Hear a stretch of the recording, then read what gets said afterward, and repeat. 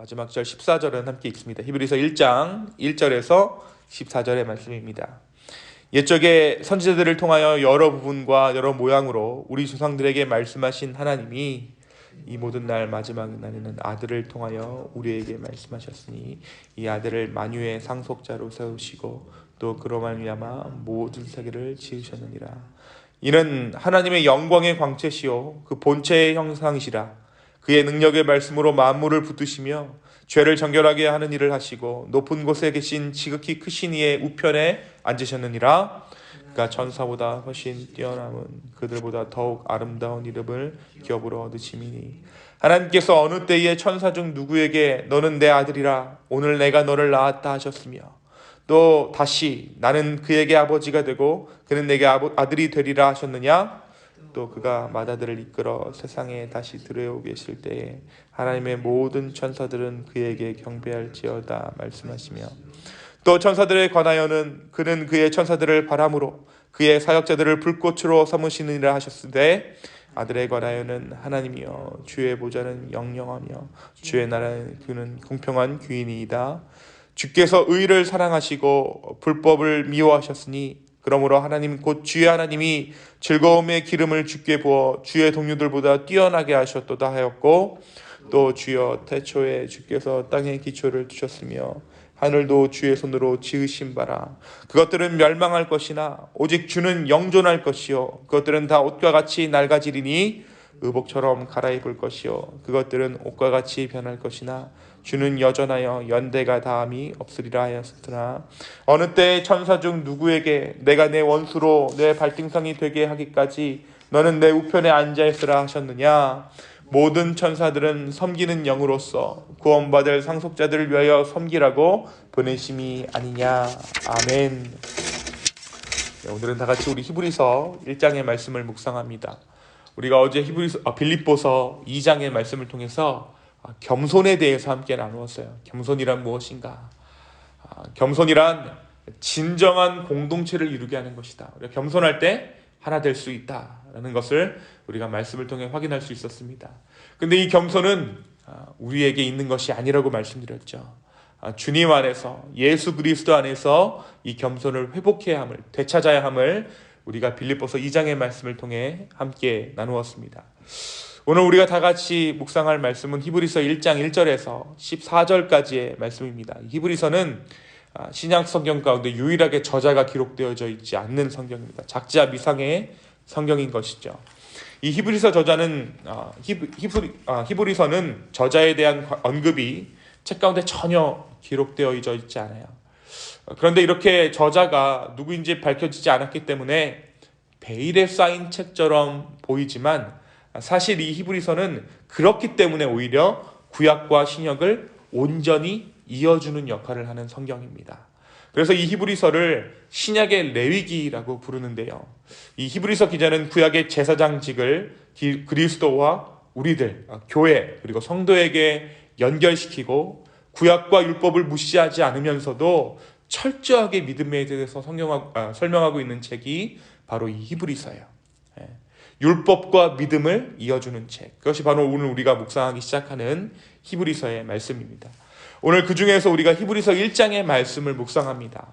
히브리서 1장은 하나님께서 우리에게 말씀하셨다라는 것을 우리에게 전하고 있어요. 하나님께서 우리에게 말씀하셨다. 그런데 절대자이신, 그러니까 신이신 그분이 인간에게 말씀을 하시려면 통역자, 중보자, 중재자가 필요했습니다. 트랜슬레이터가 필요했어요. 그분의 이야기를 우리가 도저히 알아들을 수 없을 뿐더러 알아들을 수 있더라도 죄 때문에 모든 것이 타락해버린 인간은 하나님의 말씀을 온전히 이해할 수 없기 때문입니다. 그러니까 다른 언어를 말씀하시는 것도 있지만 우리가 하나님의 말씀을 이해할 수 없고 오해할 수밖에 없는 존재이기 때문에 중재자가 필요했다는 것이죠. 그것이 누구입니까? 바로 예수 그리스도입니다. 특별히 우리가 이 대림절 기간을 통해 기다리고 있는 바로 예수 그리스도가 하나님께서 우리에게 말씀하신, 하나님이 그 예수 그리스도를 통해서 우리에게 말씀하셨다라는 것이죠. 하나님께서는 이 예수 그리스도를 인간과 하나님 사이에 중재자로 세우시고 그분을 통해 말씀하셨습니다. 이 히브리서 1장의 말씀은 특별히 이 예수 그리스도라는 존재가, 그리고 우리 인간이라는 존재가 얼마나 하나님의 사랑을 받는 존재였는가에 대해서 말하고 있어요. 하나님은 우리들을 그 어떤 피조물보다도 사랑하시고 존귀하게 여기셨습니다.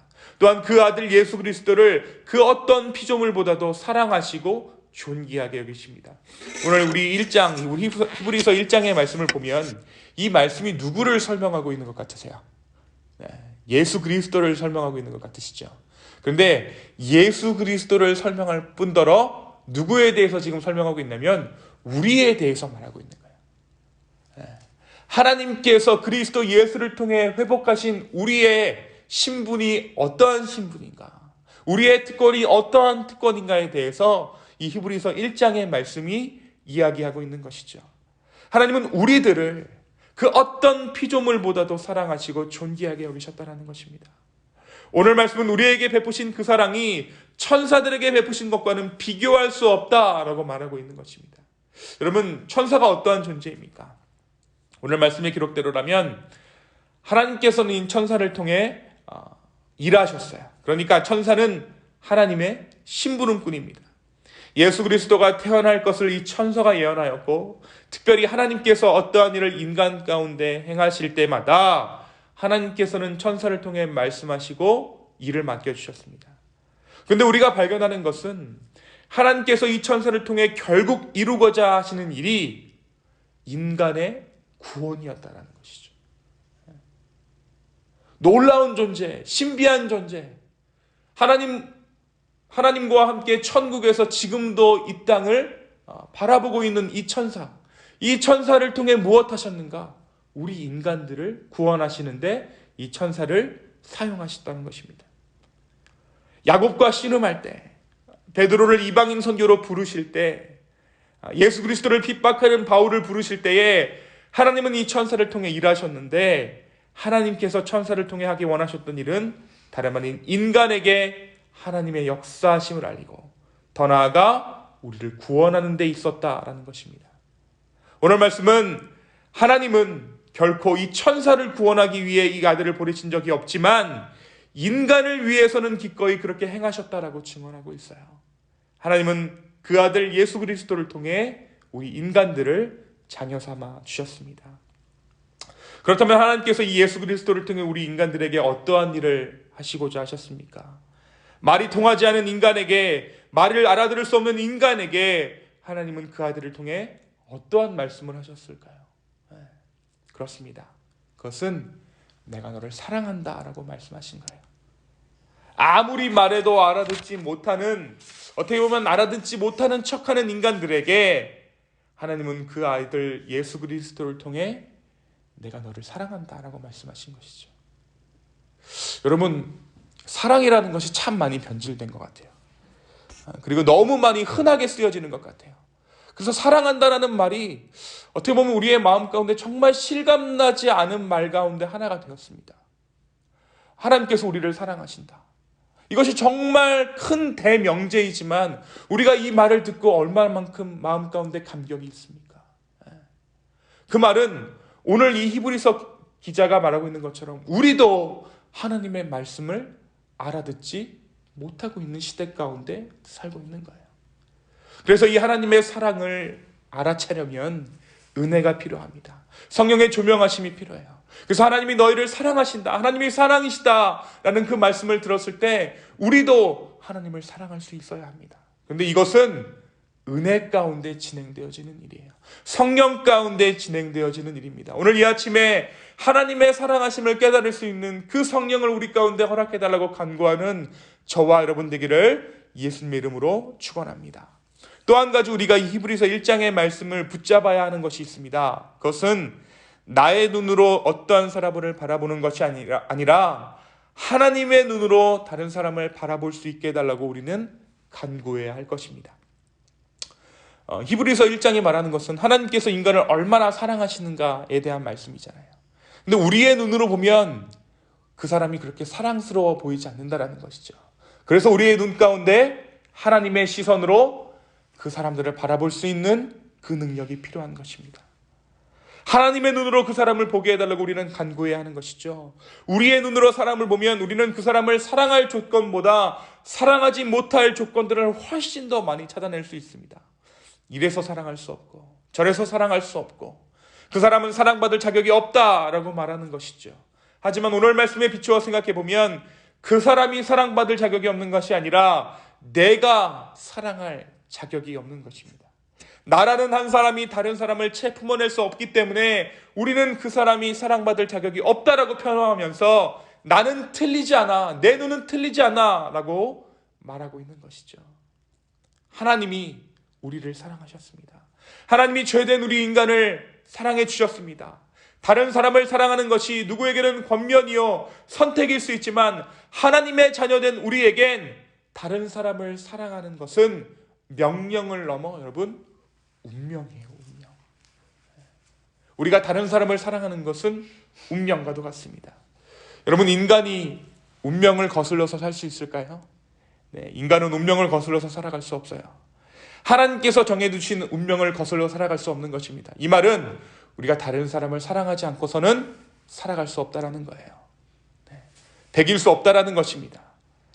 혼자서 살아갈 수 없다라는 것이죠. 하나님께서 그렇게 우리를 지으셨다라는 것입니다. 예수 그리스도께서 십자가에 돌아가심으로 한 사람을 온전히 품을 수 없었던 우리의 운명이 바뀌었습니다. 운명과도 같은 사랑, 그것이 바로 저와 여러분이 이루어야 할 사랑인 줄로 믿습니다. 이 대림절 기간 하나님의 풍성한 사랑을 다시 회복하고 누리는 이 대림절 되기를 소망합니다. 그리고 그 사랑을 닮아 누군가를 사랑할 수 있는 우리가 되기를 간구하는 저와 여러분 되기를 소망합니다. 여러분, 우리의 눈이 어떻게 바뀌냐면 예전에는 우리가 사랑할 수 없는 이유들을 찾았잖아요. 그런데 그 이유가 우리가 사랑하지 못할 조건이 아니라 바로 나와 같은 모습이구나라는 것을 우리가 발견하게 되는 거예요. 그 사람이 이래서 못 사랑하고 저래서 우리가 사랑할 수 없다라고 말하는 그 눈이 나와 같구나. 예수 그리스도를 알지 못했던 나와 같구나. 이전의 나의 모습과도 같구나 라는 그러한 마음으로 그러한 눈으로 우리가 그 사람을 바라볼 수 있게 될 때 우리가 그 영혼을 놓고 기도할 수 있고 품게 되는 줄로 믿습니다. 사랑하는 성도 여러분, 우리가 다른 지체를 바라봤을 때 정말 그 지체가 예수 그리스도가 필요한 지체라는 것을 발견할 수 있었으면 좋겠습니다. 그래서 더 사랑이 필요하구나, 하나님의 은혜가 필요하구나 라고 생각할 수 있는 은혜가 우리 기쁨의 교회 가운데 가득하기를, 하나님의 사랑 가운데 거하는 이 기쁨의 교회 되기를 예수님의 이름으로 축원합니다. 이 시간 함께 기도하겠습니다. 주님, 우리의 운명을 바꾸어 주신 하나님, 우리가 다른 사람 하나를 온전히 우리의 마음으로 품고 우리의 인생 가운데 품어내기를 주여 소망합니다. 그런데 주님, 우리가 사랑할 수 없습니다. 우리에게 사랑이 고장나 버렸습니다. 주여, 이 대림절에 우리가 기다리는 그 예수 그리스도로 말미암아 우리 안에 있는 사랑들을 회복시켜 주십시오. 발견하게 하여 주십시오. 그래서 우리가 사랑이 필요한 한 지체를 온전히 품어낼 수 있도록 주여 축복하여 주시옵소서. 감사합니다. 이 모든 말씀 살아계셔서 역사하시는 예수님의 이름으로 기도하였습니다. 아멘.